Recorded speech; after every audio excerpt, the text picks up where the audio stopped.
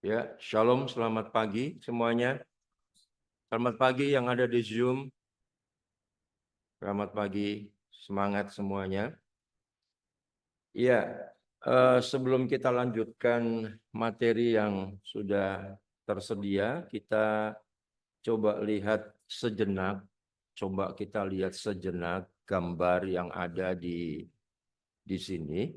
Ya, kalau Bapak Ibu amati ini gambar memberikan kesan dalam pemikiran Bapak Ibu itu apa gambar ini? Ketika melihat,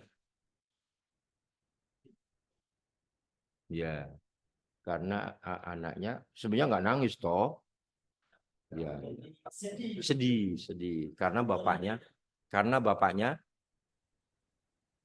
ya oke. Kalau yang lain, silakan. Ya, kalau yang lain, nah sebentar, yang lain.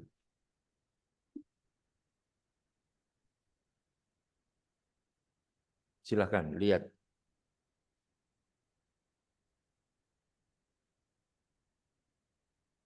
Gimana Pak?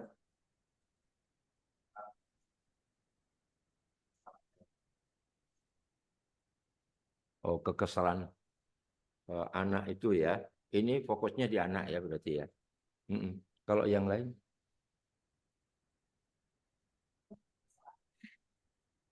Soalnya, enggak, ini barusan Pak. Baru ini aja. Ini gambar. Kalau Ibu nangkap ini gambar ini gimana Bu?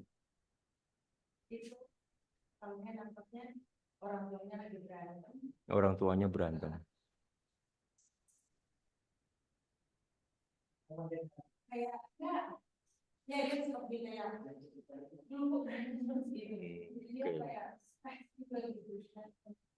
Ini fokusnya orang tua atau anak Bu?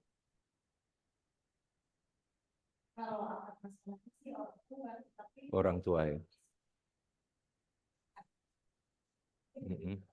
Oh, lebih ke anak. Boleh, silakan. Tidak apa-apa. Silakan yang lain.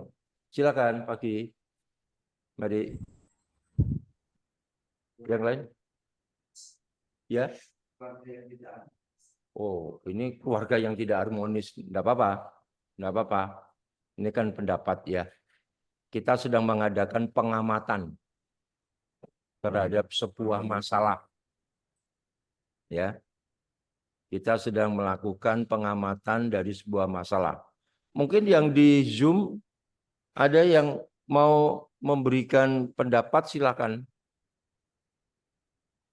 Saya Pak. Ya. Silakan. Yang di Zoom. Saya lihat gambar itu anak sedang kurang diperhatikan orang tua, Pak. Anak kurang diperhatikan orang tua. Oke. Fokusnya ke anak atau ke orang tua, Bu? Fokusnya ke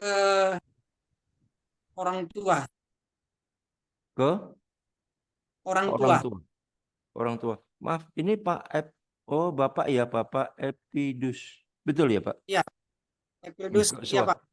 Iya, suaranya yang agak mohon maaf. Iya. Oh, iya. Jadi saya lihat fokus ke orang tuanya. Oke, fokusnya ke orang tua. Fokusnya ke orang tua. Oke. Baik, terima kasih Pak Epidus ya. Mungkin Ya. ada yang lain yang di ruang Zoom. Kayaknya Pak Bu Jesi ini ya. Bu Jesi tertarik sekali kayaknya ini. Silakan Bu. Mari Bu. Oh iya, terima kasih Pak.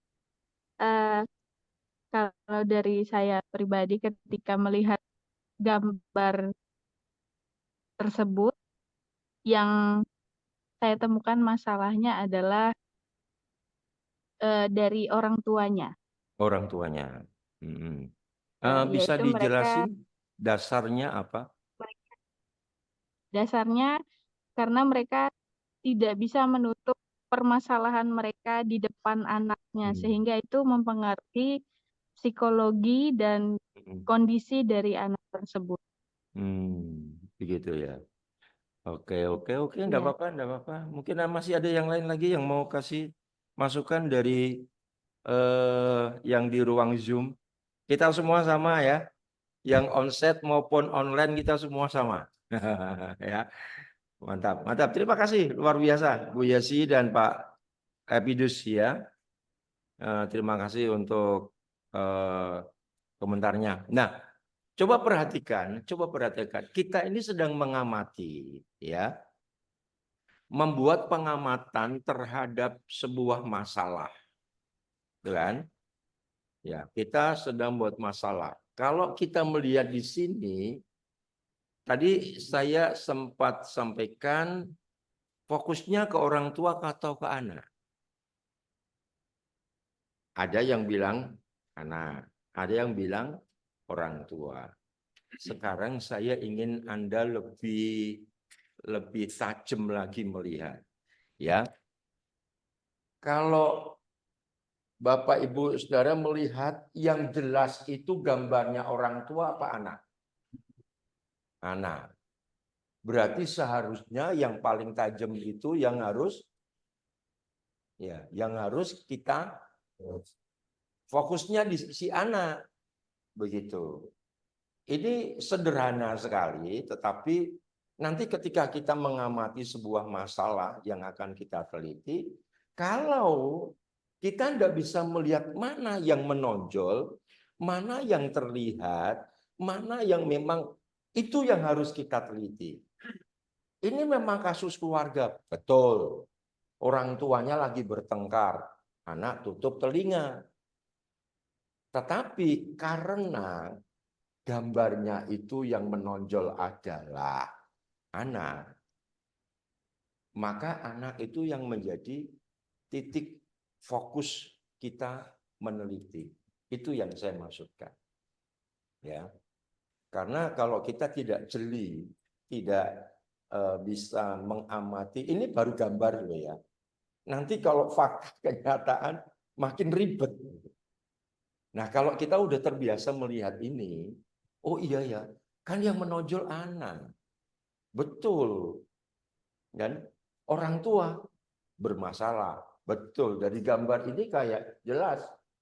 Ini sang suami lagi ngomong, istrinya sudah rasanya bosan gitu ya. Anak tutup telinga. Nah, kalau ini dalam aspek dalam apa namanya aspek PAK ya, pendidikan agama Kristen PAK, maka nanti kita akan melihat bahwa kesehatan psikis kejiwaan anak itu dapat dipengaruhi oleh misalnya di sini ada karena pertengkaran atau perselisihan atau ketidakharmonisan dari orang tua. Gitu. Ya. Ini dalam misalnya kalau dalam konteks teologi bisa misalnya kita nanti membuat judul hari ini nanti ada tugas yang arahnya ke ini. Ya nanti saya akan bagikan lagi tugasnya. Tapi yang penting sekarang kita harus mulai tajam ya. Bagaimana cara kita membidik suatu masalah. Ya, sama yang Bapak Ibu yang ada di room Zoom, perhatikan baik-baik. Kita bisa melihat masalah itu. Tapi mana yang paling tepat untuk kita bidik dan itu yang akan kita teliti. Ya, bisa bapaknya, bisa ibunya, bisa anaknya. Tapi kalau kita melihat gambar, itu yang paling menonjol, yang paling jelas gambarnya adalah anak. Ya, itu yang kita perlu pinter-pinternya di situ, nangkep ya. Oke, ya ini intermezzo awal. Yuk, sekarang kita akan, atau mungkin ada yang nanggapin yang di Zoom atau Bapak Ibu? Silakan. Silakan Bapak Ibu.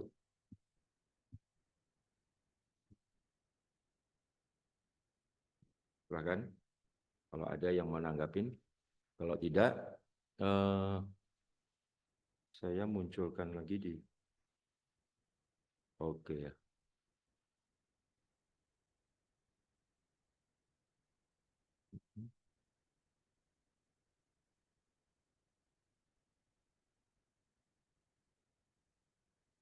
Berarti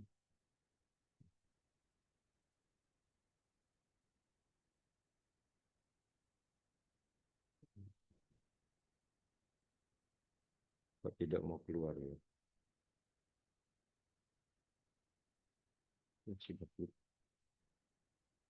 Oke, sudah. Oke, terima kasih. Ya, ya, ini sekedar mereview apa yang kita dapatkan sepanjang hari kemarin. Ya. Nah, loh, kok masih juga di sini ya?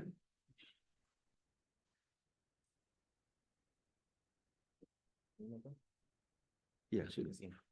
Oh. Terima kasih. Bagian media ini mantap. Luar biasa.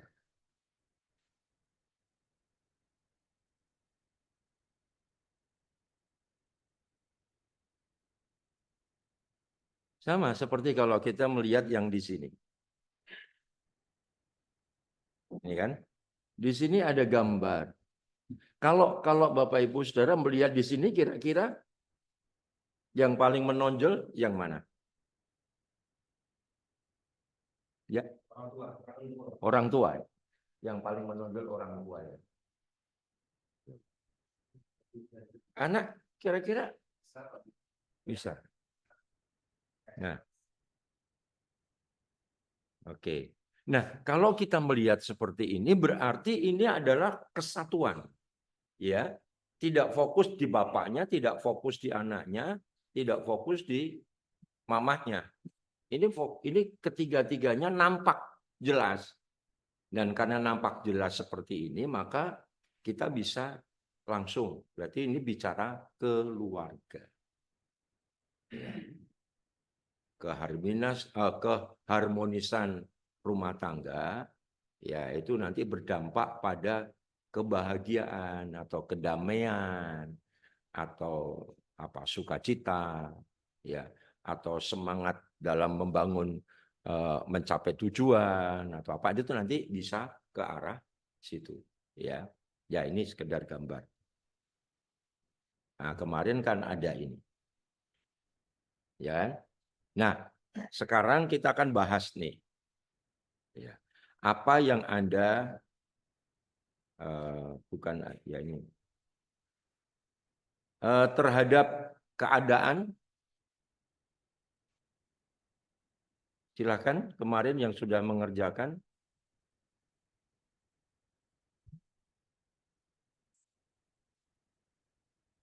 Kepada ya.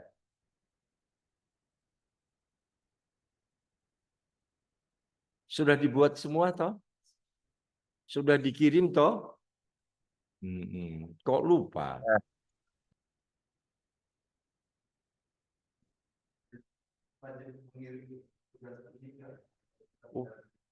Oh, harus dikirim wajib. Itu sebagai penilaian nanti ya. Ya, penilaian. Sekalipun dipresentasikan di sini, tapi itu wajib. Setiap mahasiswa harus buat. Apa yang Anda respon Anda terhadap keadaan? Pertama, respon Anda terhadap keadaan. Yang di Zoom kemarin udah terima juga kan? Sudah dikirim ya? Kemarin? Sudah dikirimkan ya? Saya udah minta tolong. Ya. Respon Anda terhadap keadaan? Ya, oke.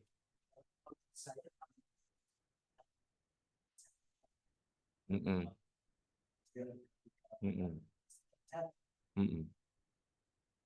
memang kalau sendiri lah kalau sudah panjang itu mungkin yang pertama yang pertama ya itu mendaki, yang kedua itu dari tim penanggulangan bencana dan kita juga akan menolong jemaat-jemaat yang mungkin dalam keadaan apa dalam masalah ini. Itu sih yang saya, karena kita tidak bisa berbuat apa-apa selain daripada itu. Lagi saya sih tadi. Respon Anda terhadap keadaan apa? Respon Anda terhadap keadaan. Pertanyaan ingat, respon Anda terhadap keadaan. Ya, silakan. Pak, siapa itu bisa di depan sini? Masih ada kursi satu. Ya. Nanti terlalu jauh saya tidak melihat. Jangan-jangan makhluk. Ya, mantap. Yang pertama respon Terhadap keadaan. tidak.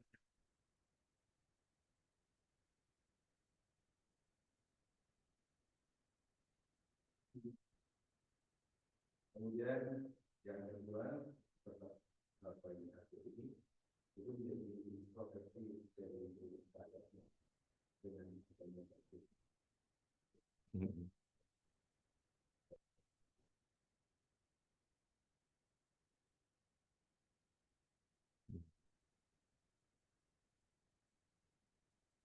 dan berpikir refleksnya.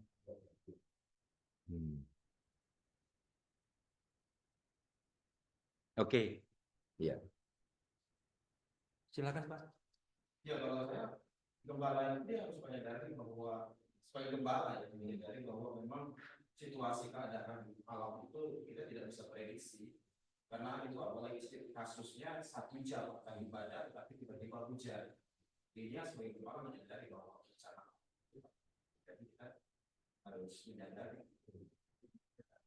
Nah, yang Bapak jelaskan itu dalam ranah apa? Dalam ranah itu sebagai gembala memang. Ya, itu sebagai. Tapi apa yang Anda ungkapkan, yang Bapak ungkapkan itu ranah. Si pendetanya. Ya betul. Mungkin pertanyaan saya lupa. Supaya menangkap apa yang saya maksudkan. Begini. Ada orang yang menyampaikan itu dalam rangka knowledge, pengetahuan saja. Begitu maksud saya. Tapi ada yang afektif, itu sudah merupakan sebuah tindakan. Ya, ada yang sudah sebuah tindakan. Atau kalau di PAK ya, itu ada psikomotorik atau itu sudah merupakan keahlian dan sebagainya. Ini. Nah, seringkali kita ini belum bisa membedakan atau kurang tajam melihat. Pertanyaan saya, apa respon Anda terhadap keadaan? Kata respon itu berarti harus kerana apa? Tindakan. Ya. Terus yang lain ada lagi? Saya ya oke. Ya. Menurut saya yang saya akan segera menilai situasi terkait dengan banjir dan menilai tidak berbahaya. Apakah ini berbahaya? Terus apa yang banjir itu sudah surut atau belum? Yang kedua, apakah jalan menuju ke gereja itu aman atau tidak? Kita menjadi dulu. Dan apakah ada anggota jemaat yang coba perhatikan ya. Kan kita ini sedang membidik. Saya suka menggunakan kata membidik, gitu ya. Karena dari membidik itu kita bisa mengidentifikasi. Kita belajar metodologi itu mesti tajam melihat masalah. Kalau kita tidak bisa melihat masalah, kita tidak akan pernah bisa menyelesaikan masalah. Jadi problemnya ada di situ. Nah, ada pertanyaan, respon Anda terhadap keadaan. Sampai di afektif, sikap, atau tadi yang dijawab sudah tindakan. Ini atau knowledge saja, pemahaman. Ya, keadaan. Yang mau diapain? Memang hujan. Ya. Kalau kita sampai di kalimat ini, berarti itu masih di knowledge kita, di pengetahuan kita. Oh ya, yang sudah musim hujan mau diapain? Udah sampai di situ aja. Itu artinya di knowledge kita, di pemikiran kita. Tapi kalau afektif, aduh, susah, sedih, terus ada ibadah. Itu namanya sikap. Pertanyaan respon Anda terhadap keadaan. berarti bisa susah, sedih.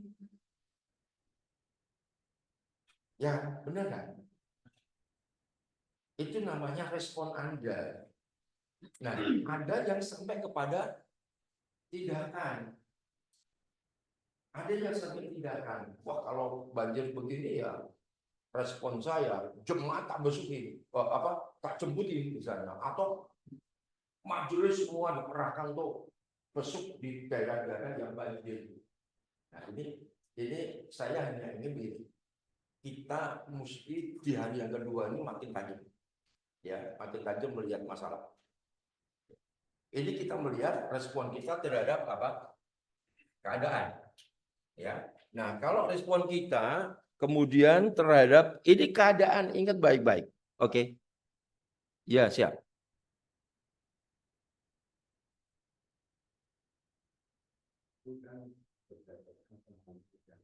Betul, Pak. Juga karena setiap tahun kita jadi kita responnya lebih ini caranya ini kan ya, supaya mungkin selanjutnya bisa berbeda, karena di tempat kami kita kemudian gereja itu seperti apa.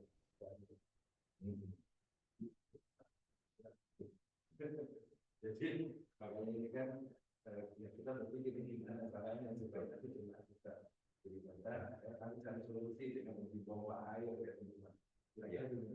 Itu masuk ke tindakan. Itu masuk ke tindakan. Ketika kita melihat masalah, kita memang harus bisa menyentuh 3 hal ini dalam pikiran kita, dalam hati kita, dan dalam sikap atau perbuatan kita. Nah, hal ini nanti akan membuat kita tuh makin bisa melihat, oh, masalah ini kalau dalam pemikiran saya harus diapakan, ya, harus diapakan ini keadaan seperti ini. Tapi dalam sikap kita bisa bersyukur dengan keadaan, kita bisa sedih dengan keadaan, kita bisa frustasi dengan keadaan. Itu sikap hati kita dalam pikiran jiwa kita. Tapi bagian yang ketiga, tindakan apa yang harus kita lakukan? Dalam penelitian, ini nanti bisa masuk di dalamnya. Apa yang kita pikirkan menghadapi banjir, itu bisa dituangkan nanti di dalam bab-bab yang ada. Begitu. Itu bisa dituangkan kalau dalam ranah pemikiran kita, ya, itu bisa dituangkan di bab yang kedua, yaitu mengenai teori, mengenai kerangka berpikir kita, kerangka kajian teori itu. Tapi kalau mungkin sudah ketindakan, ya itu nanti bisa masuk di bab yang ketiga. Ini nanti kita jeli-jelinya, kita nanti akan bisa, saya memberikan clue-clue aja kepada Bapak Ibu semua yang ada di Zoom juga. Nanti ketika kita melihat masalah, apa yang harus kita pikirkan? Bagaimana sikap kita, hati kita? Nanti kita akan masuk ke sana. Ini sebagai pendalaman. Dan sebentar saya akan masuk. Supaya kita betul-betul nangkep itu bukan cuma hanya, karena ada orang nangkep masalah itu hanya karena di knowledge-nya aja, di pikirannya saja. Tapi bisa tindakannya nggak ada jalan keluar. Ya, tidak ada jalan keluar. Nah, ini kita mesti melihat dari sini. Nanti kita akan lihat dari aspek psikologinya, ya. Oke. Nah, kepada Tuhan, ya, kepada Tuhan, misalnya tadi Pak Johannes ya dari mana Jepara, ya. Hujan terus, gitu kan. Kita bisa berkata, ini kita bisa berkata, Tuhan, kenapa sih kok kami dikasih gereja di tengah danau begitu ya? Betul ya? Kenapa sih gitu? Apa maksudnya? Apa tujuannya? Nah, ini sudah menyangkut rasa. Ya, itu udah menyangkut rasa.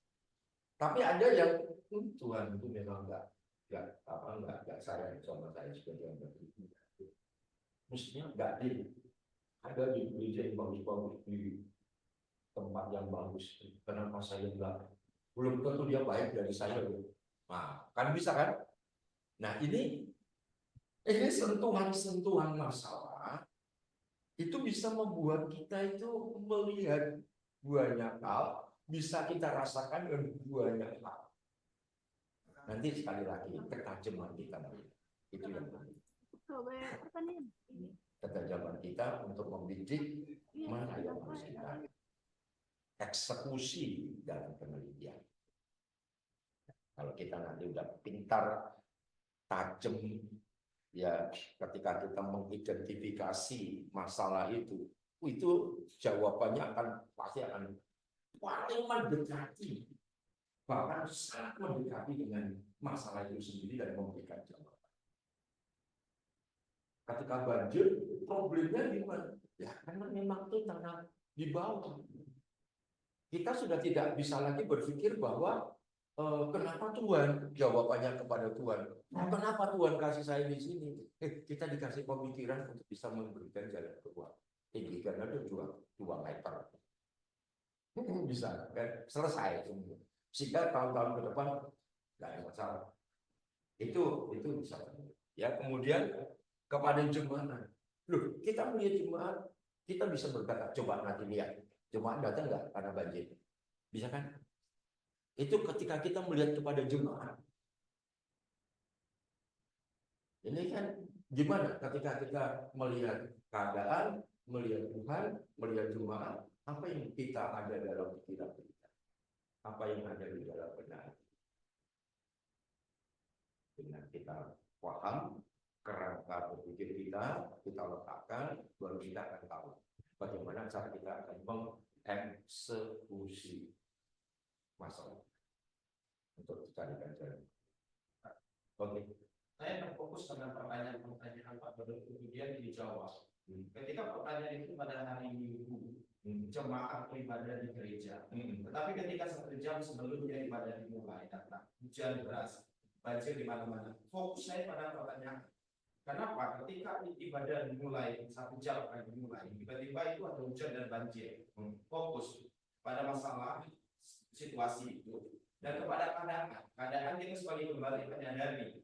Itu tadi ditanyakan keadaannya bagaimana, apa sikap. Nah, kepada keadaan, ya sebagai gembala menyadari bahwa memang itu bencana yang tidak kita bisa tahu. Apakah hujan 1 jam dan kemudian banjir. Nah, kepada Tuhan. Ya kita berdoa.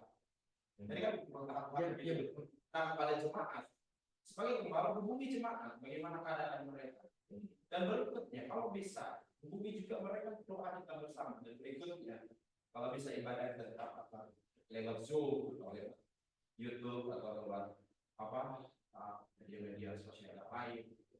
Nah jadi dalam situasi itu saya memberi jawaban dengan pertanyaan yang sudah ada. Dapat bagus. Ya itu sudah jelas jawabannya. Iya, tadi kan dengan Tuhan berdoa di jemaat gimana itu kan? Ya, kepada jemaat tindakan kita, sikap kita kepada jemaat segera hubungi mereka, keadaan mereka. Nah, ini nanti akan terjadi keterlibatan Anda sebagai peneliti. Nah, di sini sekarang kita akan belajar tentang hal ini, ya. Yuk, sekarang kita lanjut. Saya kira ini tak terusin latihannya sudah. Ya, ini sebenarnya kalau kita lihat untuk penelitian nanti kita bisa mengarah sini. Pertanyaan 3 tadi ya, kepada Tuhan itu berkaitan dengan ibadah untuk penelitiannya nanti. Tapi jemaat bisa berkaitan dengan kerohanian. Sedangkan keadaan bisa dengan masalah kehidupan. Satu cerita itu bisa kita kupas menjadi 3 masalah. Ya kan? Bisa karena kaitan dengan kan ibadah toh, ya, ibadah. Tapi bisa kaitan dengan jemaat itu karena kalau ibadah itu kalau hadapan dengan masalah Tuhan berarti masalah ibadah, masalah kedekatan antara Kita dengan Tuhan, jemaat dengan Tuhan, hamba Tuhan dengan Tuhan. Nah, jemaat pasti bicara tentang kerohanian. Sedangkan kalau keadaan itu dengan masalah. Nah, ini ya, ini sudah jawab saya. Nah, coba perhatikan di sini. Apa yang Anda rasakan? Kalau bicara rasa, itu pasti ada bahagia atau sedih. Itu yang saya maksudkan. Supaya ketika kita itu nangkep, karena gini, ada masalah-masalah yang terjadi di lapangan, itu bukannya kita ingin membujuk mana yang perlu kita lakukan penelitian, tapi oleh karena kita pergi ke tempat kemiskinan. Jadi perasaan kita ini ya, di psikologi peneliti ya. Si peneliti itu rasa iba, sedih, susah. Ini ke bawah aku sih. Saya ingin mempertajam lagi. Apa yang Anda rasakan? Ingat baik-baik. Kalau bicara rasa itu bisa bahagia, bisa sedih, bisa apatis. Bisa. Itu tergantung simpati kita terhadap masalah itu. Tapi kalau pertanyaannya apa yang Anda pikirkan? Apa yang Anda pikirkan? Bisa negatif, bisa positif. Ini pikiran, itu logika. Perasaan itu rasa. Ya, emosi, rasa kita. Saya mengajak kepada kita semua untuk melihat ini supaya nanti ketika kita melihat masalah, hati-hati dengan perasaan kita, hati-hati dengan pikiran kita. Makanya kemarin saya udah jelasin, jangan sampai kita sebagai peneliti itu kemudian campur tangan.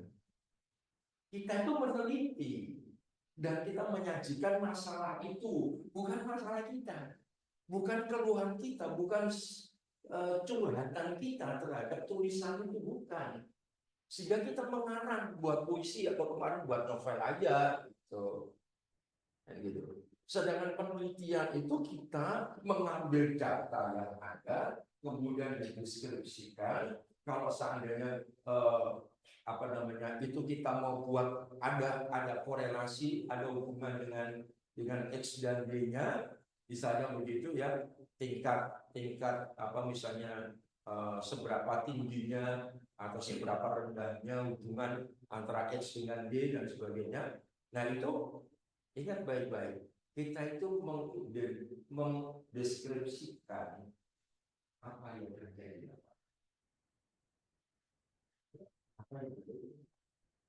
Jangan sampai kemudian kita itu ikut-ikutan dalam konteks personality kita terhadap masalah.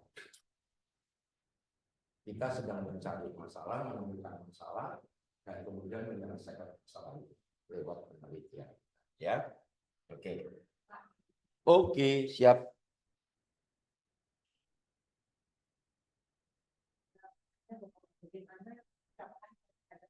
Iya.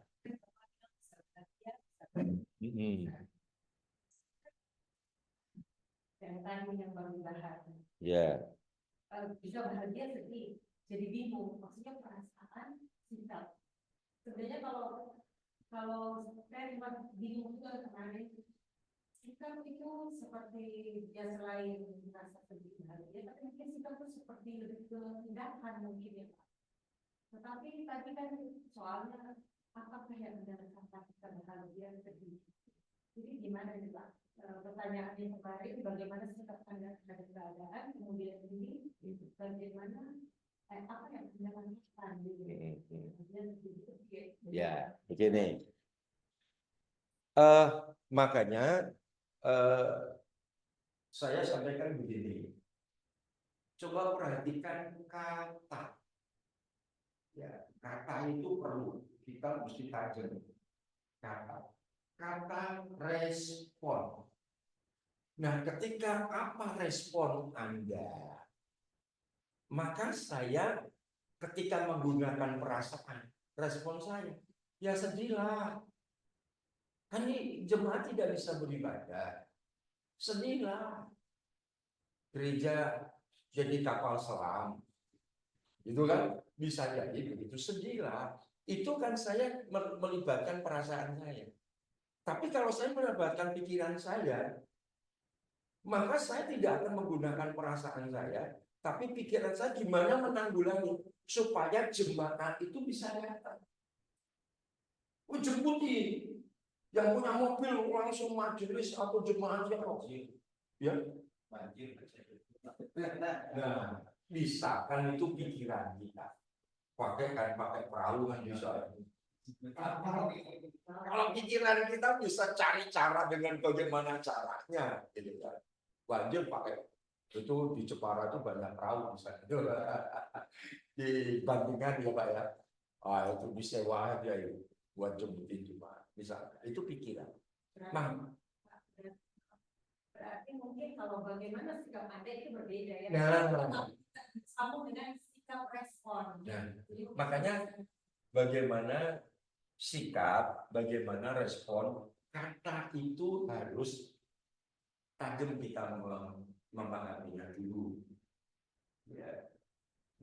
Jadi ketika kita paham dengan kata tersebut, maka kalau kata respon berarti bisa ketiga-tiganya. Bisa ketiga. Respon itu bisa lewat pikiran kita, bisa lewat perasaan kita, atau dari tindakan kita. Orang nggak banyak bicara, nggak banyak. So, kalau yang begini langsung tindakan. Ada orang yang begini. Nah, itu Bu. Maka apa Pak? Kita memang saya sedang mengajak kita semua itu untuk tajam di sini, ya.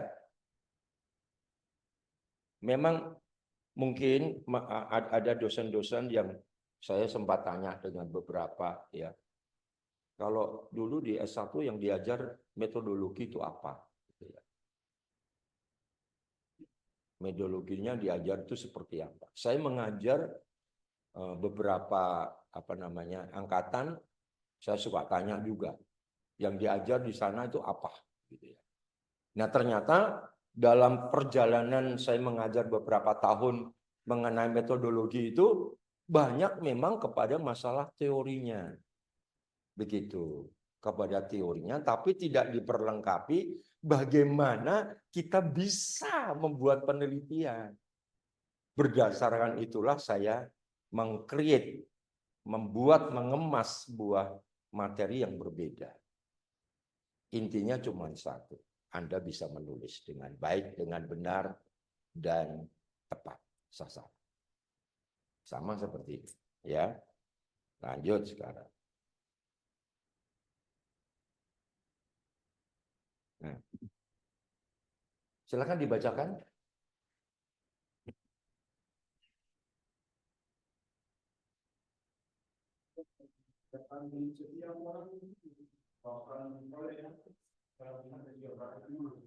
Pola pikir, cara berpikir yang dimiliki oleh seseorang.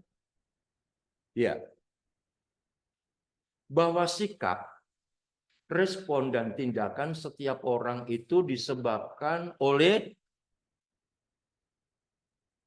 paradigma. Kita sekarang mulai memasuki area kita sebagai peneliti. Kemarin kita itu sedang melihat masalah. Ya, kita ini hari kemarin kita melihat masalahnya. Tapi hari ini kita sudah mulai sampai kepada kita sebagai peneliti. Ya. Nah, apapun sikap kita, apapun respon kita, apapun tindakan kita, pasti akan dipengaruhi paradigma atau pola pikir atau kerangka berpikir kita sebagai peneliti. Itu pasti. Jawabannya saya bisa memberikan bukti. Kemarin, kitab Kejadian. Beda-beda kok. Itu kan karena paradigma Anda. Ya kan? Masing-masing ada yang membahas Ishaknya, bisa membahas Ribkanya yang mandul, bisa membahas si Esaunya yang suka kedagingan gitu ya. Itu kalau si Yakub, nah itu anaknya mamah ya toh. Jadi suka sama mama di dapur gitu ya, atau mainan gitu ya. Itu bisa, itu kan paradigma kita. Sama seperti hari ini tadi, Bapak Ibu kasih jawaban, ya kan? Juga yang di room mana di Zoom, ya. Saya yakin kita melibatkan paradigma kita. Karena apa? Ingat baik-baik. Kita ini sebelum diajar itu sudah punya yang namanya presuposisi. Kita ini sudah punya ilmu yang kita terima. Kemarin kita sudah bahas mengenai knowledge dan juga science, keilmuan, tapi pengetahuan juga yang kita punya. Pengetahuan yang kita punya berdasarkan dari bagaimana orang tua mendidik kita dari sejak masih kecil.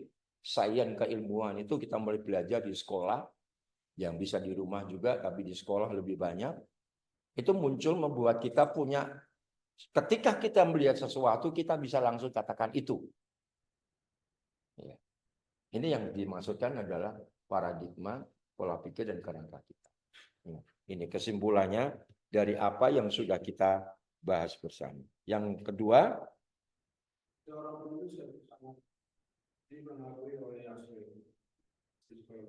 ya, seorang penulis sangat dipengaruhi oleh aspek psikologinya. Begitu.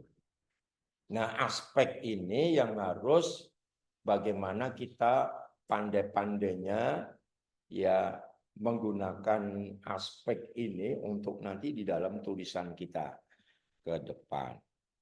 Lalu yang selanjutnya,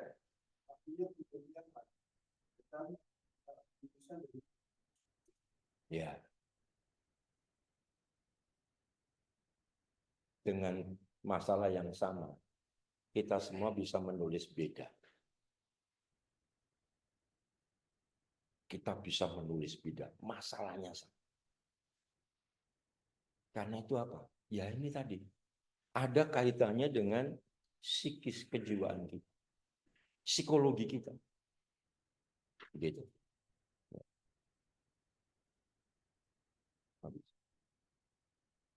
Oke. Nah, sekarang kita masuk di sesi psikologi dan potensi. Ya, hari ini kita akan bahas masalah ini, ya. Nanti besok kita ada yang lain lagi.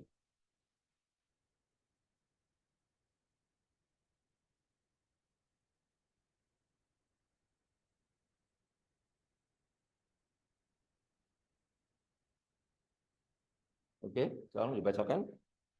Latihan ini dilakukan untuk mengaji dan mengkasih seorang penulis dari dua aspek yaitu Yang pertama, psikologi seorang penulis. Bagian ke-1, pembahasan fokus pada pengenalan terhadap keberadaan diri sebagai seorang penulis. yang kedua, Potensi seorang penulis. Bagian kedua, pembahasan fokus pada bagaimana seorang penulis menggali potensi diri untuk mengaktualisasi diri secara maksimal. ya, ya. Jadi Bapak Ibu semua yang ada di ruangan ini maupun di ruang Zoom, perhatikan baik-baik. Saya akan mengajak kita memasuki, ini sudah ruang kedua. Kemarin ruang yang pertama, kita masuk ruang kedua, ya, yaitu bicara masalah aspek psikologi seorang penulis, ya, yaitu psikologinya dan juga bicara tentang keberadaannya, lalu potensi seorang penulis. Kenapa? Supaya nanti kita itu menggali keberadaan diri kita dengan tepat, ya, sehingga nanti menunjukkan masalah di bab 1 kerangka latar belakangnya, kemudian nanti bagaimana kita menyusun rumusan masalahnya, mengidentifikasi masalahnya, ya, kita bisa memposisikan dengan tepat dengan baik, itu menggunakan psikologi, ya, yang kemarin ada sedikit menyinggung masalah kaitannya dengan filsafat, ya, yang sudah kita bahas kemarin. Nah, setelah kita bisa melihat diri kita, nanti kita akan melihat bagaimana potensi kita. Potensi kita di mana? Saudara jangan merasa apa ya, ini yang saya lihat kesalahan banyak mahasiswa itu ada di sini. Bukan potensinya, tapi memaksakan diri untuk melakukan penelitian di luar potensinya. Saya sudah menjumpai buahnya karena ketika saya menjadi pembimbing itu selalu begitu. Anak ini nggak punya kemampuan di bidang psikologi, tapi dia meneliti anak yang berkebutuhan khusus. Akhirnya mengalami kesulitan, dan itu saya bilang terpaksa diluluskan. Terpaksa diluluskan. Saya jadi pembimbing, sebenarnya tidak usah diluluskan. Gagal soalnya. Saya cuma tanya saja, siapa yang kamu mau teliti? Yang pertama bilang anak-anaknya. Respon saya, dia jawab anaknya. Anaknya berkebutuhan khusus. Kira-kira bisa nggak diajak ngomong, diajak ngobrol, anak-anak autis itu ya. Kira-kira gimana? Kira-kira jawabannya dengan pertanyaanmu clear enggak? Nyambung enggak? Loh, benar kan? Nggak bisa ngomong. Oh, kalau gitu gurunya. Yang kedua, oh orang tuanya. Ya, it's okay orang tuanya. Oke, silakan sekarang teliti. Waduh, orang tuanya susah ditemui setelah sekian minggu, ya. Karena mereka kerja susah gini-gini. Nah, ini kamu mesti segera selesaikan gimana? Pemikiran saya, kalau orang tua, saya masih bisa. Ya. Tapi dengan pertanyaannya yang harus sesuai. Sesuai. Bagaimana anak ibu ketika di rumah?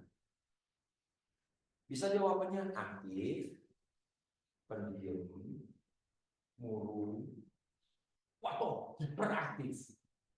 Itu pertanyaan pertama. Pertanyaan kedua, kalau seandainya ibu menyediakan makan untuk dia makan seperti apa? Ini kan kebutuhan khusus. Yang terganggu itu kan di ranah ya mentalnya, psikisnya. Gitu. Ini masalahnya di situ. Maka pertanyaannya mesti tepat. Lah ini nggak nyambung lagi. Akhirnya yang terakhir gurunya yang akan diteliti. Masuk akal, boleh, oke. Saya tanya, kalau gurunya pertanyaanmu kayak apa? Tepat nggak pertanyaanmu dengan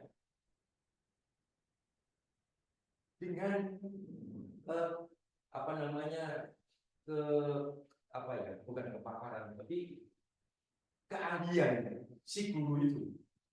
Kalau kamu nggak paham tentang itu, guru bisa paham, tapi belum tentu kamu paham.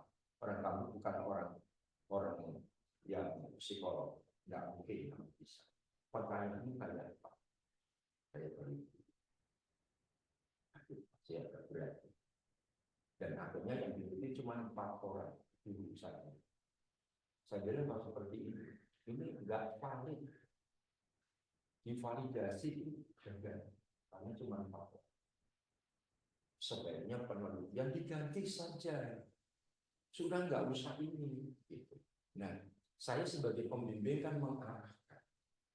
Kalau itu bukan potensi Anda, jangan paksakan diri. Biar yang punya potensi yang akan meneliti. Ya, kalau orang Jawa bilang, jangan ngakai semua, gitu ya. Jangan semua aku bisa. Enggak, kita tidak semuanya bisa memiliki potensi yang ada digali. Nah, pakai potensi itu bisa makin bagus. Ya, kalau kita main musik, saya bisa main musik semua, mau drum, mau keyboard, mau gitar, mau bass. Ya, yang nggak bisa itu ya trompet, ya, viola, yang umumnya saya bisa. Tapi ketika saya suruh main, mana dari musik itu? Saya paling yang bisa di keyboard. Geraknya bisa dalam ritme yang yang masih sederhana bisa. Tapi kalau sulit, saya bisa ketukan nggak jelas. Nah itu kan kita mesti tahu potensi. Seperti ini ya. Halo, yang di Zoom. Ada pertanyaan yang di Zoom? Mari, silakan. Yang juga minta tolong Bapak yang jauh dari data. Oke, siap. Oh iya ya, saya. Boleh di sebelah situ. Oh, oke. Boleh, mantap. Terima kasih. Ya, yang Suara- oke Bu. Suaranya kami kurang jelas, Pak, karena Oh, kalau gitu saya lebih baik duduk terus ya.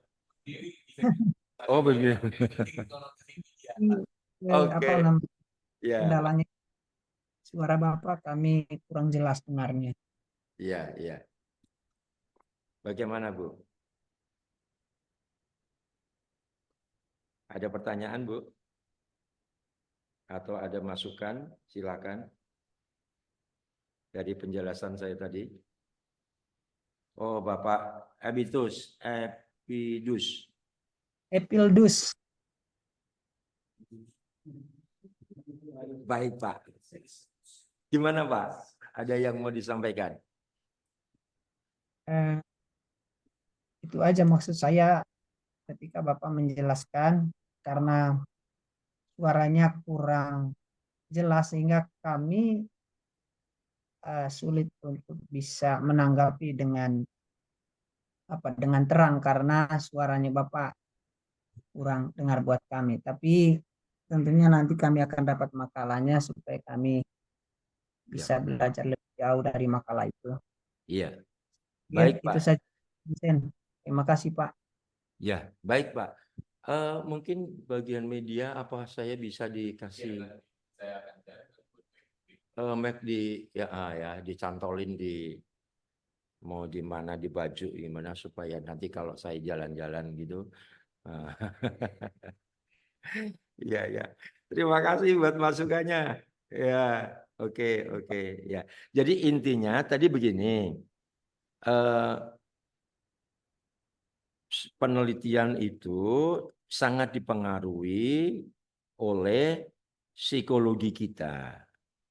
Ya, makanya selanjutnya kita akan belajar tentang bagaimana kita seorang peneliti psikologi seorang peneliti. Yang kedua, kita juga harus belajar bagaimana potensi seorang peneliti supaya kita bisa nanti memposisikan diri kita dengan benar dan ketika kita menulis itu tulisan kita sudah tepat pada sasaran yang akan kita teliti nanti. Begitu ya Bapak Ibu yang ada di ruang Zoom ya. Oke, sekarang mari kita lihat lagi di PowerPoint. Ya.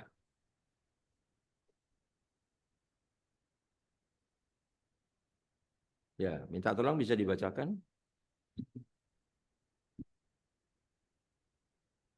Tinjauan etimologi bagian ke-1 kepribadian dalam bahasa Inggris dinyatakan dengan yang kedua, istilah ini berasal dari bahasa Yunani yaitu soma, yang berarti topeng yang tercemar, yang artinya menembus.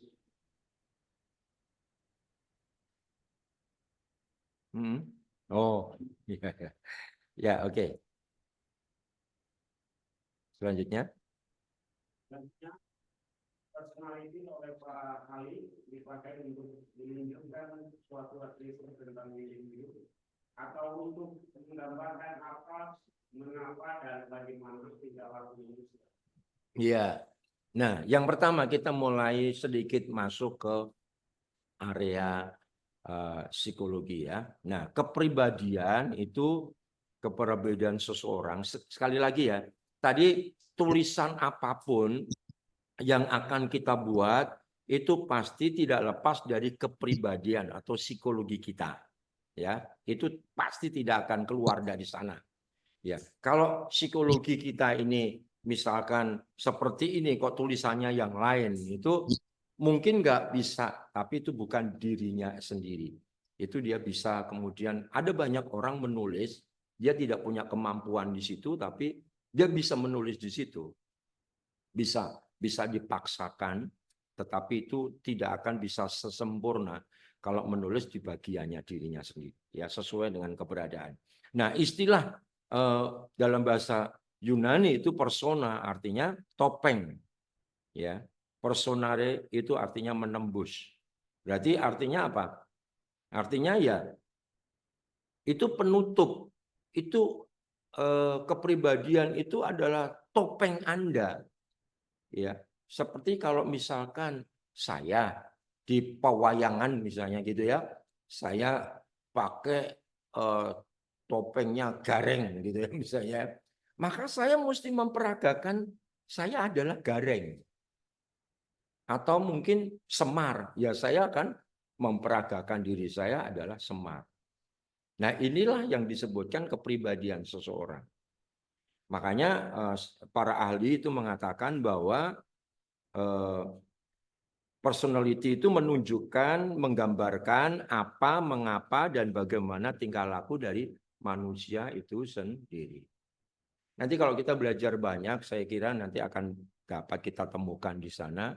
Ada orang yang mengatakan tergolong sebagai kelompoknya atau disebut sebagai yang berkepribadian sanguin.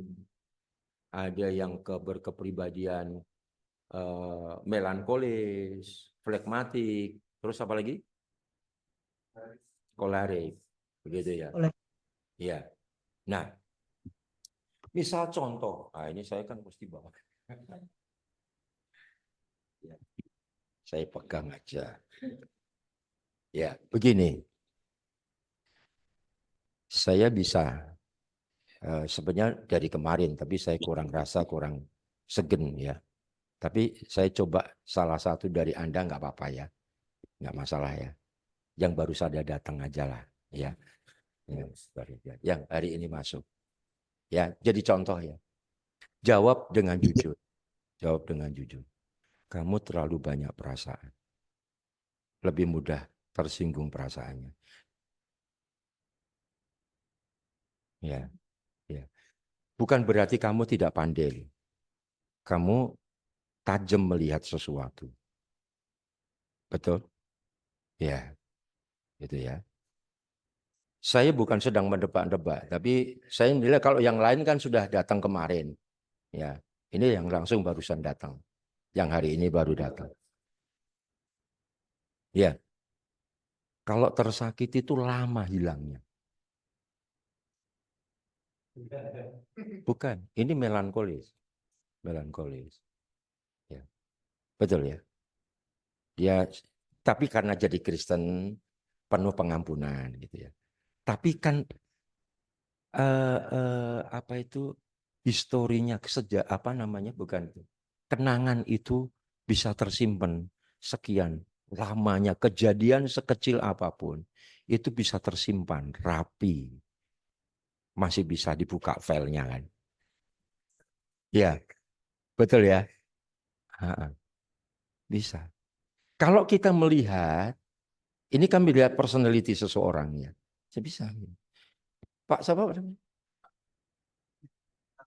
Ya, Pak Adnan. Ya maaf ya. Itu hampir mirip. Tapi lebih maaf permisi Pak. Lebih bapak daripada dia. Betul kan? Iya kan?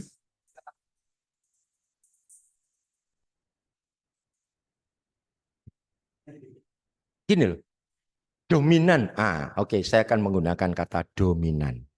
Lebih dominan di situ. Lebih dominan.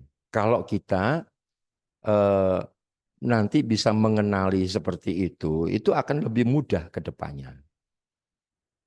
Gitu. Ya. Bisa nangkep maksud saya? Nanti kalau semua satu-satu boleh. Tapi wani biro. konsultasi. Ya, bisa. Nanti saya punya kisi-kisi untuk saya. Oh, Anda berarti ini. Dengan fakta-fakta, dengan bukti-bukti itu bisa. Ya, ya gitu ya Pak ya. Ya Pak. Pak, siapa Pak? Pak Jimmy. Saya maaf, saya suka lupa ya.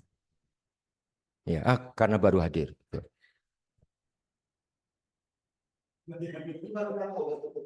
Baru datang. Boleh Pak, saya minta izin boleh Pak? Ya, untuk dikit membuka topeng. Membuka topeng maksud saya.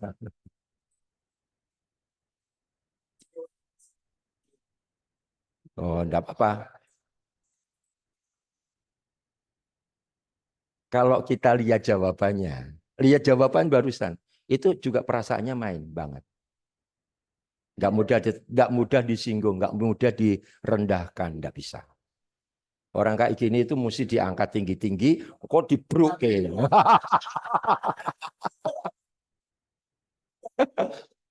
Maaf ya Pak, dari ketawa. Oh iya.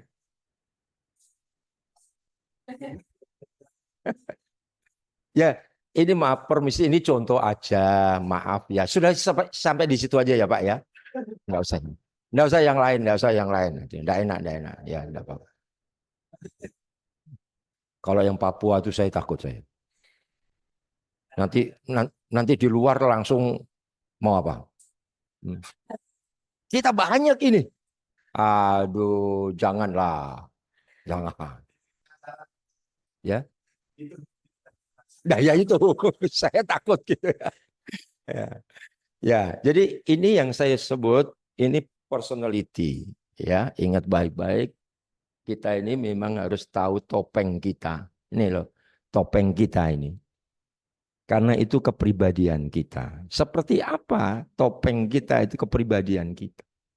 Ini sangat berpengaruh. Sangat berpengaruh ketika kita bertindak, ketika kita merespon, ketika kita bersikap. Nah, di situ. Nanti ketika kita menulis, ya itulah yang dituangkan itu. Itu kepribadian dalam konteks tulisannya. Jadi bukan hasilnya. Hasil tetap hasil. Tapi ketika menulisnya dengan kata, bahasa, gaya bahasa, seperti tekniknya apa, itu Anda. Begitu loh. Nanti kita ada di sana nanti ketemu itu. Nanti kemudian kita cari, Anda tuh yang mana gitu kan. Gayanya yang seperti apa, begitu ya. Oke, kita lanjut lagi dulu aja. Ya. Pak Jimmy jangan sakit hati ya, Pak.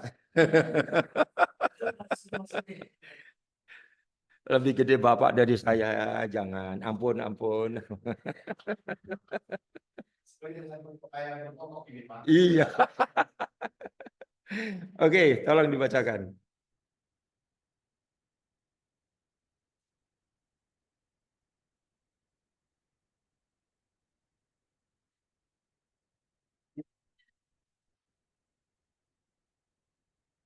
Biologis itu mengikuti keadaan fisik, cara, watak, proses pendewasaan individu yang bersangkutan dan kelainan biologis lainnya. Faktor psikologis meliputi faktor temperamen, perasaan, kemampuan belajar, keinginan, keterampilan, dan sebagainya. Faktor sosiologis berhubungan dengan interaksi, respon, sikap, dan tindakan terhadap lingkungan. Iya. Perhatikan kepribadian itu ada 3 faktor ya. Ada faktor biologis, itu fisikal kita ya, fisik tubuh kita, termasuk susunan saraf yang ada di dalam diri kita itu.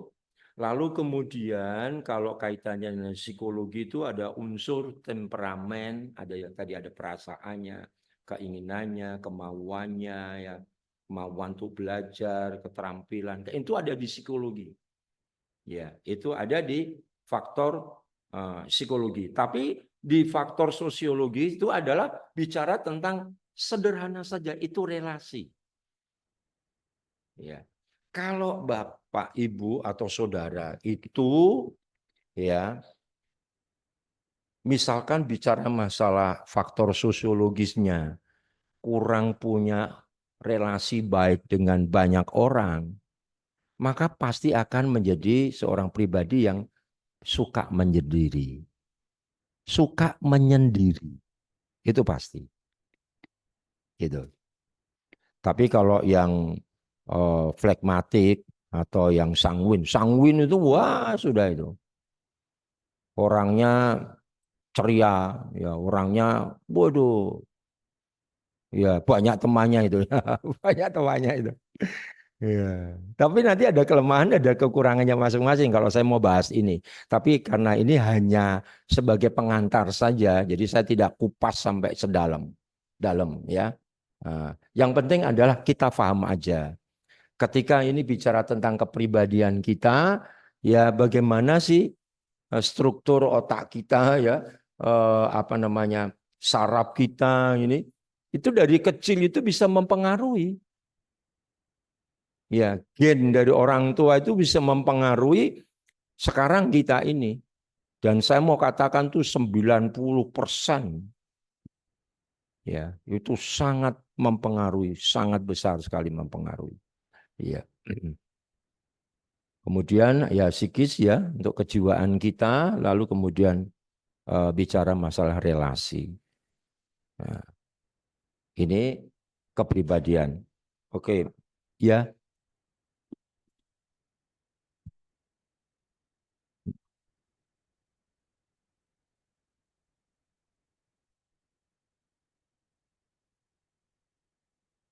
Memang ini kan apa ya namanya, kayak temperamen, kemudian apa tadi, watak gitu ya, temperamen, watak, kepribadian seseorang itu memang istilah gimana ya, saya coba cari yang tepat. Kalau watak itu memang banyak dipengaruhi dari genetik maksudnya, genetik dari orang tua. Ya. Watak atau temperamen itu hampir sama. Ya. Kalau kepribadian itu nanti akan bisa berkembang. Kalau temperamen atau watak atau temperamen itu hanya bisa, ya kita di dalam Kristus bisa terjadi perubahan. Artinya dijadikan lebih baik. Ya, dengan apa yang ada itu, misalnya contoh ya, kalau orang misalnya melankolis, ya mau jadi flekmatik sampai mati enggak bisa. Enggak bisa. Sampai dikubur itu enggak bisa berubah. Ya tetap tetap melankolis orangnya. Tapi melankolis di dalam Kristus itu akan berubah menjadi lebih bagus, lebih baik, lebih bermanfaat. Jadi tidak cuma hanya mudah tersinggung, sakit hati, ya atau pendendam seperti itu. Tetapi nanti akan berubah, dijadikan manusia baru yang tidak lagi kepada diri sendiri, tetapi kepada orang lain. Bukan fokus pada dirinya sendiri, tapi bisa fokus kepada orang lain, mengasihi, mencintai, begitu ya, diubahkan seperti itu. Itu di dalam Kristus. Tapi kalau psikologi murni nggak bisa. Kalau kita bicara psikologi murni itu nggak bisa. Karena dia bertumpu betul-betul pada organ manusia, pada keberadaan manusia itu. Tapi karena kita di dalam Kristus bisa diubah. Cuman memang tidak bisa dipindah. Tadi kalau saya tuh orang melankolis misalnya, Saya nggak bisa mau pindah jadi sanguin, saya nggak bisa. Gitu. Itu sudah dari genetiknya turun kepada kita, Pak. Bisa. Itu. Gitu, Pak.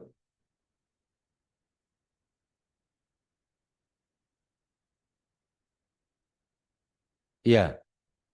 Karena biologis itu genetik itu ada di dalam darah yang diturunkan dari orang tua. Gitu. Tapi kalau nanti sudah keperasaan dan sebagainya itu kan perkembangan. Ya, perkembangan. Semua manusia mau kolerik, mau sanguin itu punya perasaan, punya keinginan, punya kemauan, punya pikiran, sama. Ya. Jadi tinggal bagaimana dibuat dia berkembang, dibuat dia memahami tentang sesuatu keadaan yang ada di dalam kehidupannya maupun dalam kehidupan orang lain. Begitu, Pak.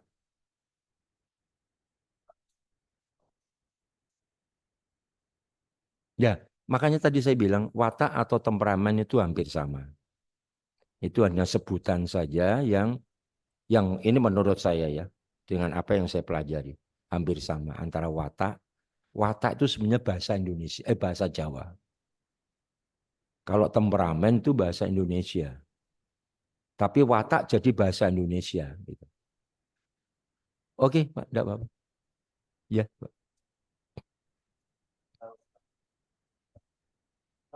Ya, karena itu skema watak identik dengan keturunan biologis. Jadi orang tua ketika orang tua itu turun ke anaknya, jadi wataknya seperti kayak Abraham, ke Ishak, ke Yakub, yang manipulatif seperti Abraham yang tangan kecil membunuh.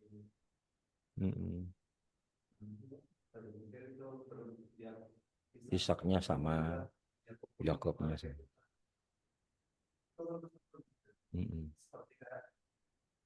Itu memang biologis dari orang tuanya, tapi temperamen itu banyak bisa dipengaruhi eksternal dari situasi lingkungan, pertemanan, atau banyak faktor itu, tapi dari luar temperamen itu. Tapi kalau watak itu bawaan dari lahir. Cuma nanti kan watak bisa kita kelola dengan cara pertobatan, bagaimana watak kita untuk berubah itu. Temperamen pun juga, tapi intinya kalau watak itu masuk ke biologis itu, karena banyak pengaruh faktor dari genetik. Tapi bisa dipengaruhi oleh faktor-faktor eksternal dari luar. Jadi temperamen anak ini seperti apa karena lingkungannya, didikannya seperti ini, atau lingkungan anak ini, atau orang ini seperti itu. Oke. Ya. Tidak apa-apa. Terima kasih buat masukannya. Iya, baik. Oke. Ada yang mau nambah? Ya.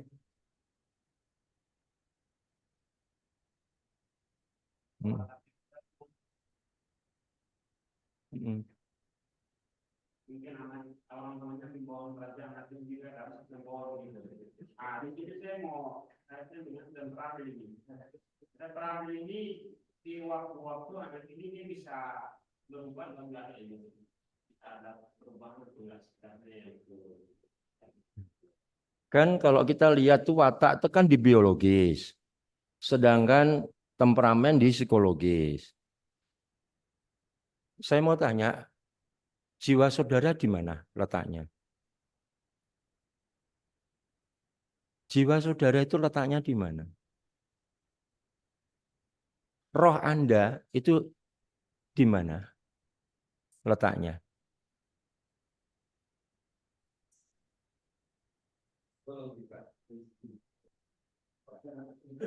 Letaknya jadi satu di dalam tubuh Anda.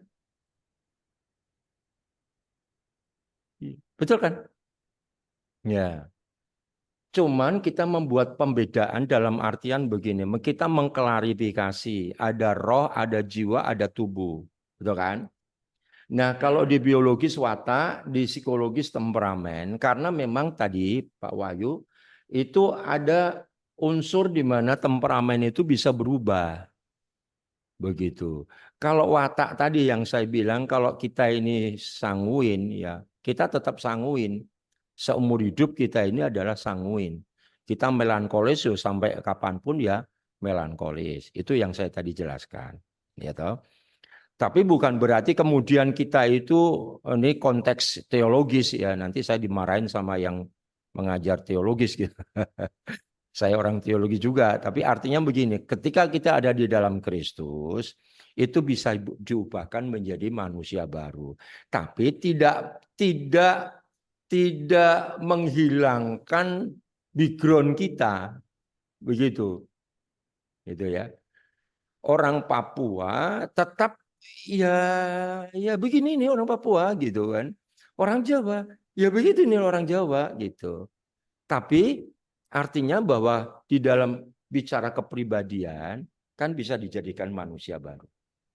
Gitu ya. Ya, gitu maksudnya. Gimana, Bro? Oke. Ya. Ya, ini sekedar masukan aja. Ya, di sini ada karakter, temperamen, sifat, ya ini Alvison. Ya, di bukunya tahun 2005. Karakter tuh ini, temperamen tuh ini, ya. Traits itu sifat-sifat itu seperti ini, atributnya seperti ini. Saya kira ini hanya sekedar tambahan saja. Saya akan ya, oke, sekarang kita teruskan ke sini. Tolong dibacakan. Tulis nampak suatu pekerjaan yang sangat mudah, tetapi jika dilakukan suatu pekerjaan yang sulit. Ya, silakan Anda menulis.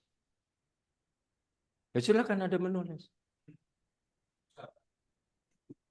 Siapa bilang susah menulis kalau nggak punya tangan? Ya. Ada menulis, tulis aja apa yang ada dalam pikiran saudara.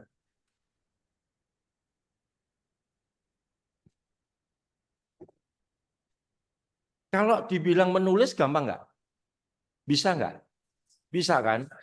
Ya, bisa kan? Iya. Tetapi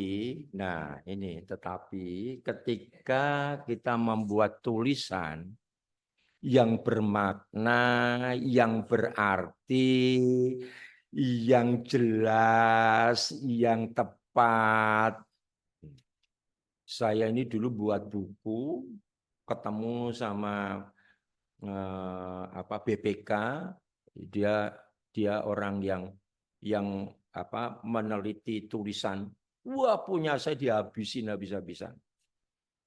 Pak, aduh berat Pak. Tulisan Bapak nggak bisa. Nggak bisa. Saya ketemu di Jakarta loh, nemuin sama dia orangnya. Nggak bisa Pak. Waktu itu beberapa tahun yang lalu. Oh, saya baru tahu. Ternyata tidak mudah. Ya, saya mesti, kalau dalam teori bahasa Indonesia itu kan apa? MD atau DM? Kalau bahasa Inggris kebalikan. Betul kan? Nah itu bisa kebalik-balik. Mana yang predikat, mana yang objek, mana yang subjek. Kalau kita nggak bisa, itu sudah kacau. Nah, kenapa kacau? Ya karena psikologi kita. Problemnya di situ.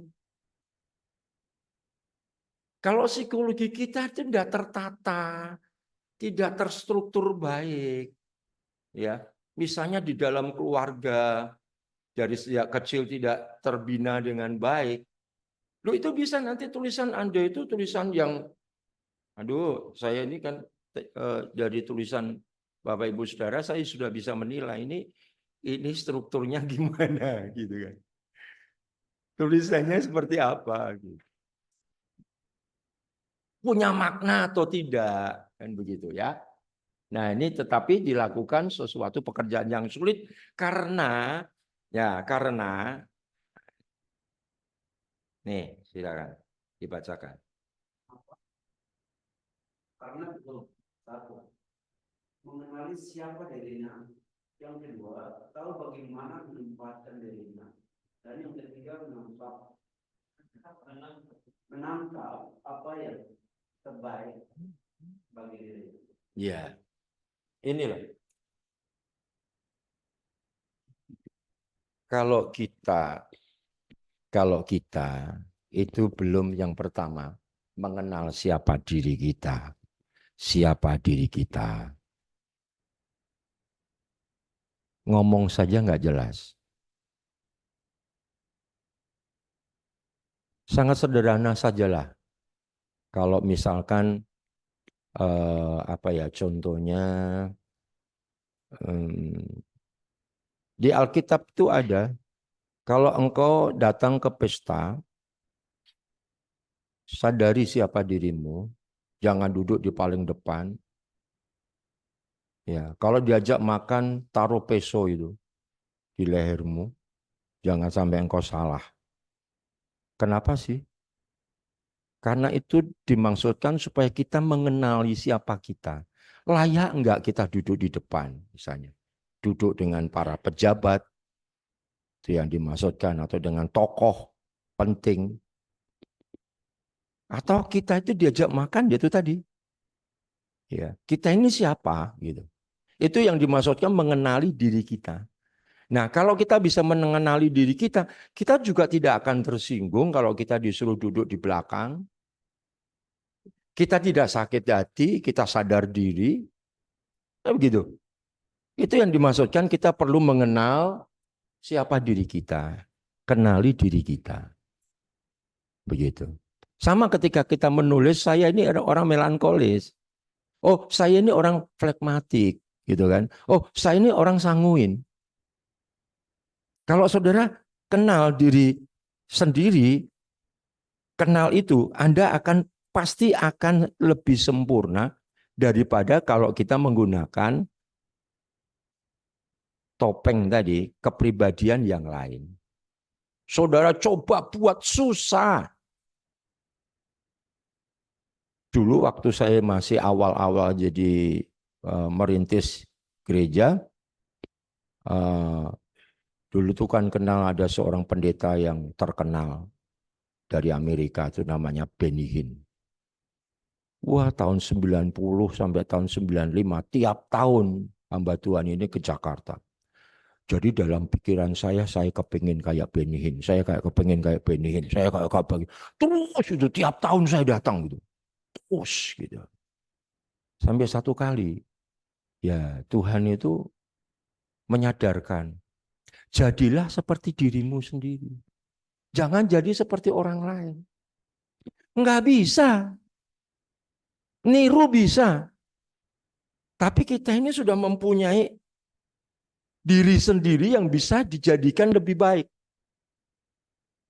Begitu. Meniru bisa. Ada teman saya itu suka meniru. Haleluya. Meniru gitu kalimatnya gitu. Haleluya.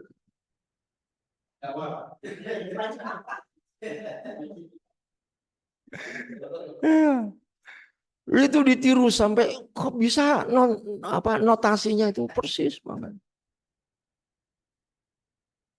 Kepengen kayak Gilbert, niru-niru Gilbert gitu kan. Apa meniru siapa lagi hamba Tuhan yang hebat-hebat? Itu saja. Saudaraku. Ya, kita nggak bisa meniru. Meniru bisa, tapi tidak bisa sama dengan. Mendingan itu sesuai dengan kita aja. Tuhan itu sudah menganugerahkan kita ini seperti ini. Jadilah seperti Anda yang kayak Spitznong. Itu juga hebat itu hamba Tuhan itu. Keras kalau ngomong, tegas banget. Saya senang dengan pengajarannya. Ya, orang ini tidak bisa digoyahkan. Hebat. Ya, itu bisa kita misalnya seperti itu ya. Saya suka buka YouTube-nya dia. Belajar Pak Stephen Tong. Bagus. Mantap itu. Sudah 80 tahun sekian, 8 sekian tahun. Ya, hampir seperti saya punya father, ya, Pak Timotius Subekti. Ya, saya juga kagum dengan pengajarannya, bagus. Ya. Nah itu kita, tapi kita nggak bisa sama. Mau dipaksain suaranya ngomongnya gitu, nggak bisa. Pasti ada bedanya. Nah, lebih baik yuk kita mengenali diri kita supaya kita bisa mengeksplor diri kita dengan lebih baik dengan apa yang ada dalam diri kita. Daripada kita itu mengambil dari yang lain-lain sehingga potensi kita nggak akan terbuka istilahnya apa? Bisa tereksplor semuanya dengan baik. Ya, oke. Lalu tahu bagaimana menempatkan diri, otomatis lah. Kalau kita tahu mengenali diri kita, saya ini nanti kalau menjadi seorang penulisnya itu yang dengan gaya seperti ini, gitu ya. Nah, kita bisa melihat, misalnya kalau kita kitab Mazmur yang nulis siapa? Ya, kebanyakan sekian banyak itu Daud. Kenapa Daud tulisannya prosa, puisi? Nah, kita bisa langsung menebak. Oh, berarti Daud itu orang melankolis. Gitu. Kalau kita melihat gaya tulisannya Paulus, ya toh, tegas. Tulisannya, ayatnya ditulis, waduh, lumayan juga kita.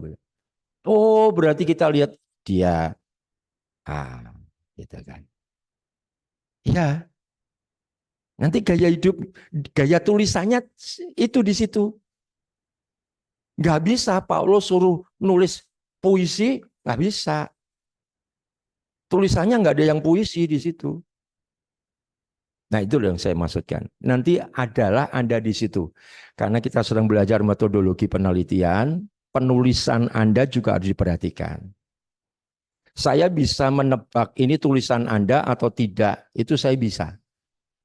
Kenapa? Karena itu nanti dari kepribadian Anda dengan tulisan bisa tidak matching. Berarti ini ngambil tulisan orang. Gitu, di copy aja dimasukkan. Kalau perlu di parafrase. Parafrase pun saya bisa melihat. Ini ketemu nanti di situ.